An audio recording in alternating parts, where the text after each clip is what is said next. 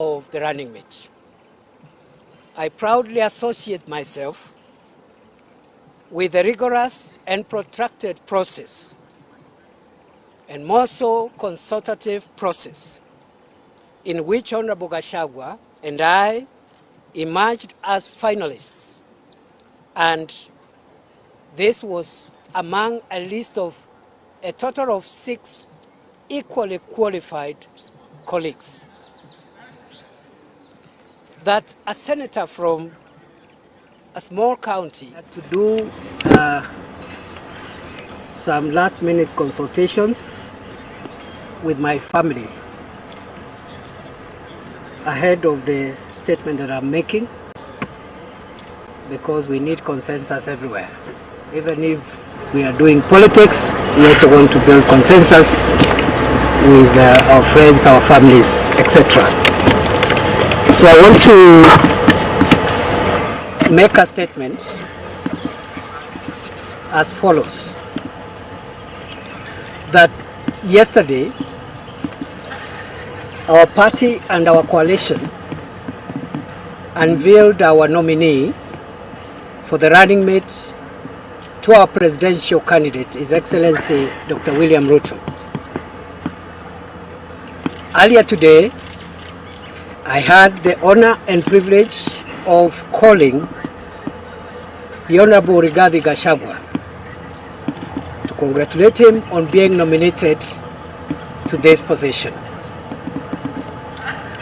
I have communicated to him my deep admiration for his resilience, focus, and hard work, which has been paid off by the party as a result of yesterday's achievement. I have also wished him well, and I have pledged my total and honest commitment to support him and our leader, Dr. William Ruto, as our team launches the Homestretch campaign program. I have also condoled with my friend, the Honorable Rigathi Gachagua, and his family, following the unfortunate loss of his elder brother, who unfortunately did not live to celebrate this momentum achievement by my brother, together with the rest of his family, friends, and supporters. I wish Honorable Rigathi Gachagua Godspeed as he prepares to rest his dear brother, and as he prepares also to take up the mantle of leadership and assist our party leader in steering the team to victory on 9th of August 2022. As the United Democratic Alliance Party, we have come to the end of a long journey in the process of selection of the running mate. I proudly associate myself with the rigorous and protracted process, and more so consultative process, in which Honorable Gachagua and I emerged as finalists. And this was among a list of a total of 6 equally qualified colleagues. That a senator from a small county in the edges of Kenya can enter the shortlist and indeed become a finalist in the nominations for such a high position in our country speaks volumes to how far our country has come in handling the prejudices of yesteryears. It also speaks volumes about our party's commitments to upholding the Kenyan dream that espouses equality and equal opportunity for all its citizens. There is therefore no better evidence to prove that our country has moved on from the prejudices of yore And there is no better evidence that our party stands for equal opportunity than the reality that until yesterday, a senator from a most unlikely place was on serious consideration for a serious national political office. Let there be no reason going forward why any Kenyan should entertain any doubts whatsoever that the UDA and Kenya Kwanza stands for equal opportunity for all its members and indeed the citizens of our country. Also, let there be no reason whatsoever going forward that any citizen from wherever they come in this country should feel that they do not stand a fair chance in taking a shot at any position of leadership in our dear country. These are difficult times for our country. Our country is choking in debt. Prices of essential commodities have gone beyond the means of many of our citizens. Millions of our people are living in crippling poverty, and corruption continues to thrive in public offices, even as our people continue to suffer. I pledge to the millions of Kenyans who support the vision of a better Kenya presented by UDA and Kenya Kwanza that at this moment when our country is at the cusp of change, that I will do my best to join our leader, His Excellency William Ruto, his deputy designate, the Honorable Rigathi Gachagua, and the rest of the team to ensure that we get victory in the election scheduled for 9th August 2022. I urge all of us in the party, in the rank and file of the party, to support that who supported my candidature, to support our team in order to deliver a decisive victory. My candidature was not about me as a person. It was about the team.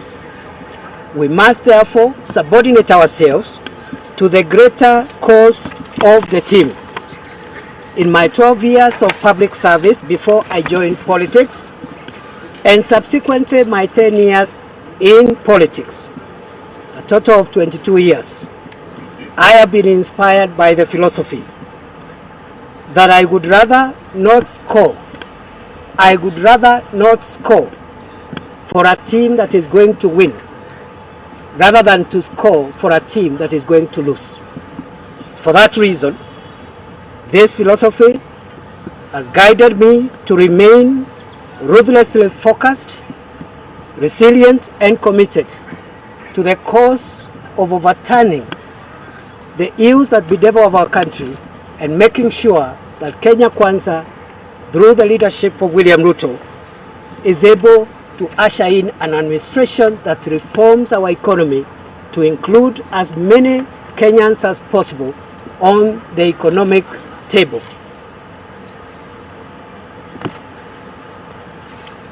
Ladies and gentlemen, fellow Kenyans, I am also inspired throughout my public life, before I joined politics and even in politics, by the principle never to run away from history.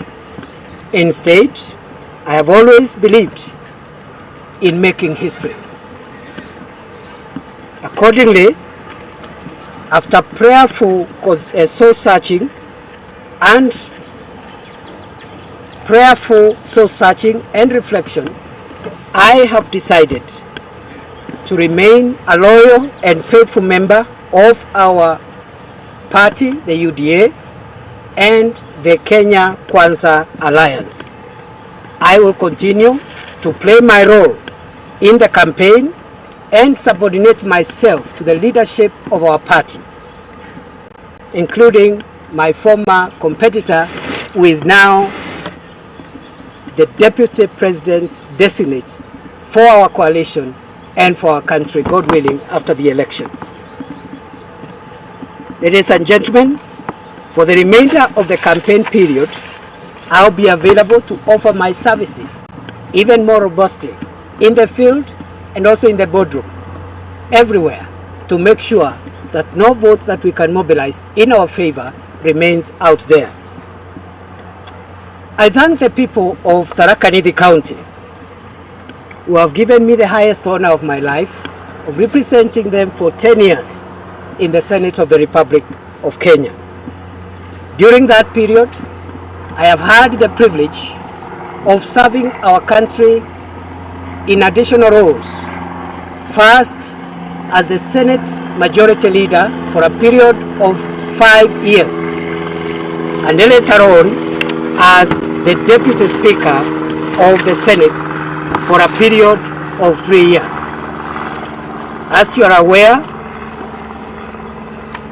on 22nd May 2022, I was removed from the office of Senate Deputy Speaker as a result of petty and malicious politics regrettably orchestrated by my former party leader, a leader I have always served loyally and have worked so hard to protect and defend. That notwithstanding, I have continued to serve the people of Tharaka Nithi and the people of Kenya as a senator in the Senate of our country. However, that role is coming to an end on 9th of August 2022. Therefore, my political journey will be interrupted shortly on 9th of August 2022 because, as you are aware, after consultations with my party, I decided to disengage from county politics and concentrate on seeking national elective leadership positions. To the many of my friends and thousands of Kenyans of goodwill who supported me during my attempt to seek nomination to be the deputy presidential candidate of our party, I am eternally grateful to you. I wish we could have done better. I want to encourage you that we did our best in the circumstances, and if there has been any shortcomings in the process that our party put in place in the identification of a running mate, if we have made any mistakes, if there have been any shortcomings, those shortcomings are mine as the candidate, and they are not to be visited on any of those who supported my candidature. Our party put in place a very robust and rigorous process of identifying a running mate. I am a proud Kenyan that that process, I think, is a process like no other.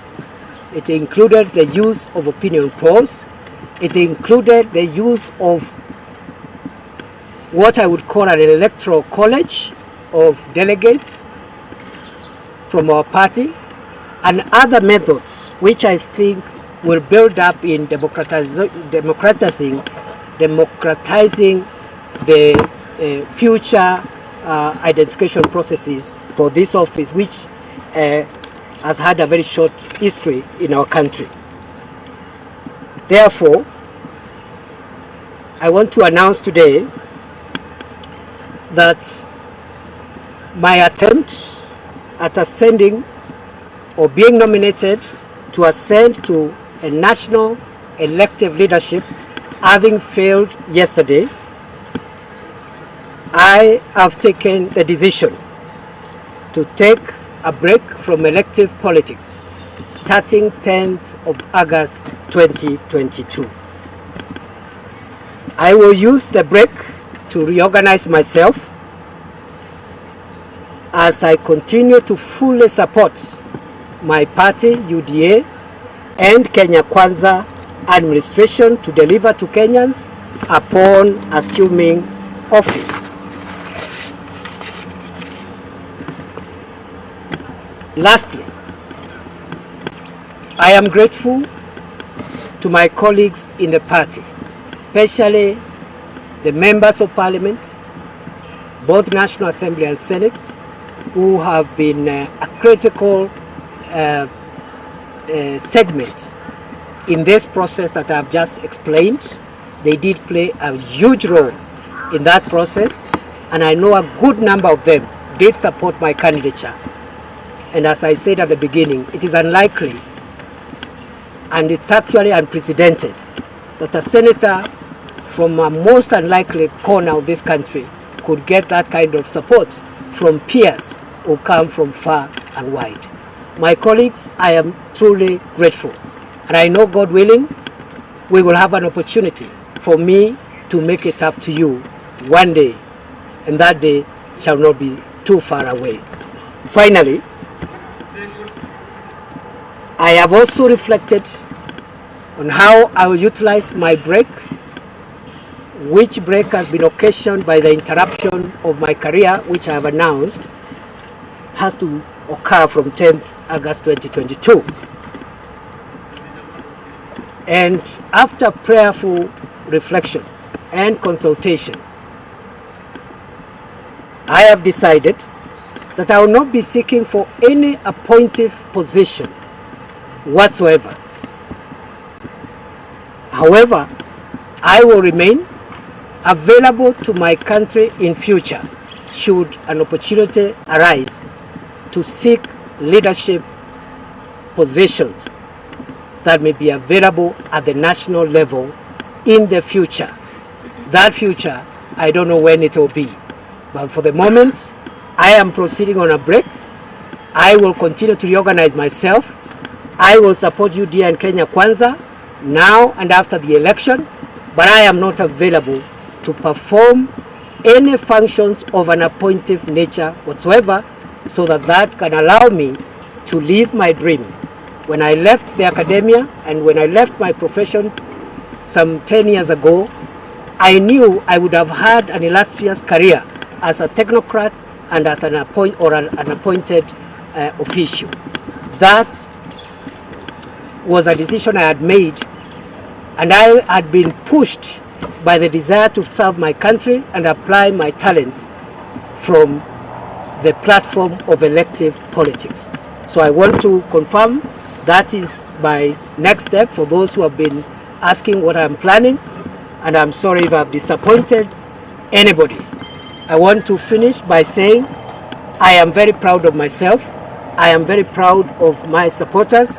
I am very proud of my electorate, and I am very proud of how far Kenyans have traveled in terms of making it possible for any Kenyan to realize their dream and to contribute in the development of our country. I will not quit. I don't know the language of quitting. I'll stay put. I'll stay focused. I'll stay loyal to my friends. I'll stay loyal to my party. And I'm not also quitting the political space. This is my country. This is my homeland. I am not going anywhere. And I believe this is the best country on earth. And therefore, the opportunity that may come in future are opportunities we'll reflect on when that time comes. Thank you. God bless Kenya. Let us make history in August 2022 by replacing a government that does not respect its citizens with a government that honors and respects the contribution of each and every Kenyan. Asanteni, Mungu awabariki.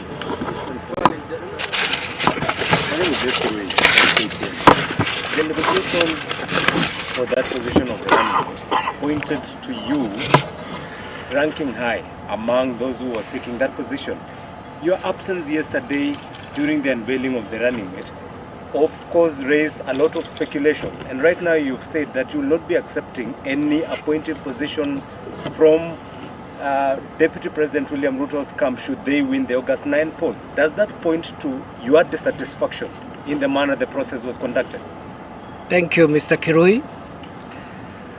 I am extremely satisfied with the process that our party followed in identifying the running mate. Secondly, what you have said is true. There was a variety of considerations in this process, including opinion polls in which I led. There were also other considerations, including voting through an electoral college, which I also won. But those were not the only considerations. So there were other factors to be considered, and I think the sum total of all the considerations pointed at Rigathi Gachagua as the most suitable candidate for our party and for our coalition. My name is Mageka. What you've done is actually quit politics. And Is what? what you've done is to quit politics, to take some time to reflect on yourself, to engineer yourself, to come back again. But you're saying you're not quitting. You want just to break. Okay? What's happening? What is the position? You are quitting. Those are the words. I have said I don't know the language of quitting. And I don't run away from history. I make history. I have also said my career has been interrupted by circumstances, not by design. I made a pitch for my party to endorse me to be the running mate of our presidential candidate. It did not succeed. That is not quitting. I am taking a break, and during that interruption, I will reorganize myself and come again. What disadvantage do you?